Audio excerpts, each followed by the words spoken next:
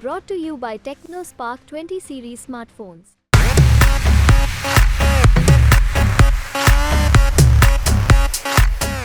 अमेठी लोकसभा क्षेत्र को लेकर काफी चर्चा हो रही है कि आखिर अमेठी लोकसभा से राहुल गांधी वापसी करेंगे या फिर वहां से कोई और चुनावी मैदान में उतरेगा। एक तरफ से देखा जाए तो अमेठी से बीजेपी के कैंडिडेट हैं स्मृति ईरानी, उन्होंने नामांकन भी भर दिया और रोड शो भी किया। साथ में अपने भाषण में राहुल गांधी पर जमकर हमला भी बोला, कांग्रेस को भी टारगेट किया। आपने यात्रा में हम सबकी शोभा बढ़ाई है।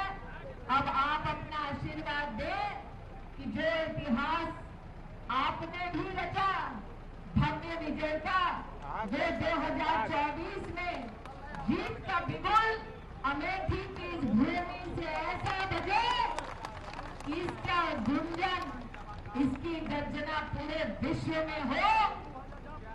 अमेठी फिर तैयार है मोदी जी कि अब की बात फिर आ रही मोदी सरकार है। के बीच में है हमारी बहन स्मृति ईरानी। अब कांग्रेसी जबरदस्ती ला के परेशान है, कोई प्रत्याशी नहीं आ रहा उनके तू हाँ कर, कोई हाँ ही नहीं कर रहा।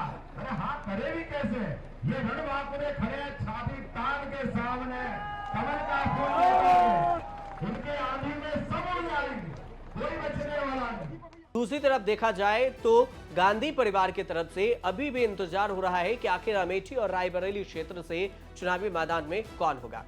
यह भी कहा जा रहा है कि अमेठी में कांग्रेस की तरफ से होटल भी बुक कर ली गई है और कांग्रेस के कार्यालय में डेंट पेंट भी कर दिया गया है ताकि राहुल गांधी आए तो वहां पहले से कार्यकर्ता भी पहुंच गए हैं और राहुल गांधी की टीम भी वहां पहुंच चुकी है।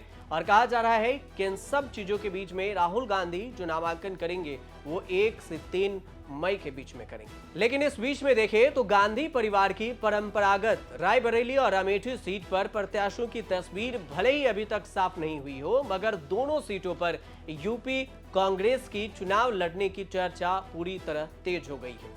चर्चा है कि रविवार शाम से लेकर सुबह तक दिल्ली में कांग्रेस की बैठक हुई, सीएसी की बैठक हुई, जिस पर रायबरेली में वहां पर और अमेठी को लेकर चर्चा हुई। प्रियंका गांधी के आने की भी कयास जोरों से है कि उधर नामांकन के संभावित तिथियों पर पार्टी के अंदर मंथन भी चल रहा है कि कब नामांकन किया जाएगा। रायबरेली अमेठी में 5वें चरण में मतदान होना है और इसके लिए नामांकन की प्रक्रिया भी शुरू हो चुकी है। पार्टी के सूत्रों के अगर माने तो कहा जा रहा है कि 1 से 2 मई को प्रियंका गांधी नामांकन कर सकती हैं। कहां से करेगी ये अभी तक फिलहाल क्लियर नहीं हुआ है। 3 मई को राहुल गांधी नामांकन दाखिल कर सकते हैं। किस सीट पर कौन नामांकन करेगा इसको लेकर अभी भी सस्पेंस बरकरार है। यह भी कहा जा रहा है कि अभी तक इस पर बात क्लियर क्यों नहीं की जा रही है कांग्रेस की तरफ से। वहीं दबी जुबान से कांग्रेस रायबरेली से प्रियंका और अमेठी से राहुल गांधी के चुनाव लड़ने की बात कह रही है। साथ ही कुछ कांग्रेस नेता दोनों सीटों पर प्रत्याशियों में फेरबदल की उम्मीद भी जता रहे हैं। उनका कहना है कि रायबरेली से राहुल लड़ जाएं और अमेठी से प्रियंका गांधी को चुनाव लड़ने की सलाह भी सीईसी की बैठक में कुछ सदस्यों ने दी है। हालांकि ये सिर्फ सूत्रों के अनुसार से खबर सामने आई है कि सीटों का फेरबदल हो सकता है। सूत्र ये भी बताते हैं कि कांग्रेस राहुल गांधी अमेठी लोकसभा क्षेत्र से और प्रियंका रायबरेली से चुनाव लड़ सकती हैं। माना जा रहा है कि पार्टी 1981 के उपचुनाव वाला प्लान अमेठी के लिए इस बार भी अपना सकती है। अब 1981 में कौन सा प्लान अपनाया गया था?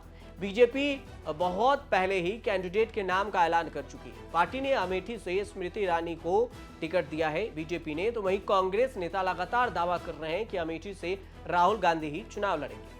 पार्टी ने इस संबंध में इंटरनल सर्वे भी कराया और इस सर्वे में संकेत राहुल गांधी के पक्ष में बताया गया है कि राहुल गांधी को मैदान में जनता की भी काफी डिमांड है।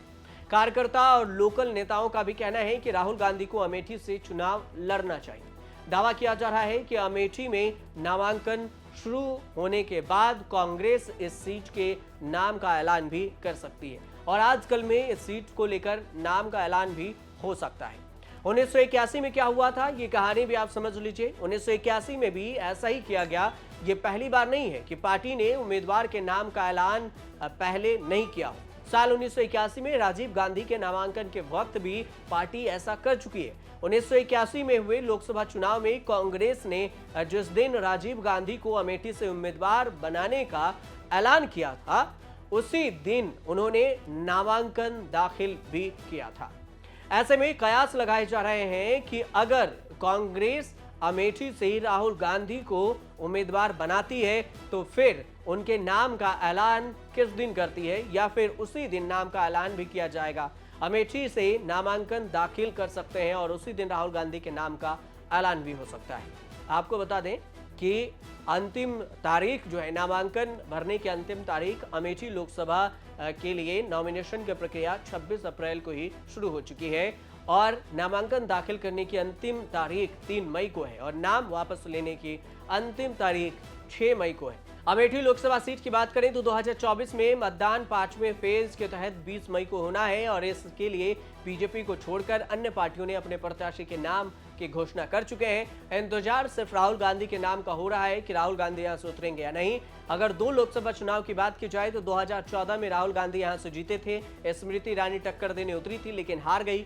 2019 में राहुल गांधी स्मृति ईरानी के बीच में टक्कर हुई और राहुल गांधी सिर्फ 50,000 वोट से स्मृति ईरानी से हार गए और स्मृति ईरानी जीत गई। अब 2024 की बारी है और ये भी आपको बता दें कि 2019 में भी राहुल गांधी 2 लोकसभा क्षेत्र से नामांकन दाखिल किए थे, एक अमेठी, दूसरा वायनाड। इस बार भी ये कयासबाजी हो रही कि वायनाड से पहले अमेठी वायनाड को और उसके बाद अमेठी को अपना सकते हैं। फिलहाल आप देखते रहिए न्यूज़ तक।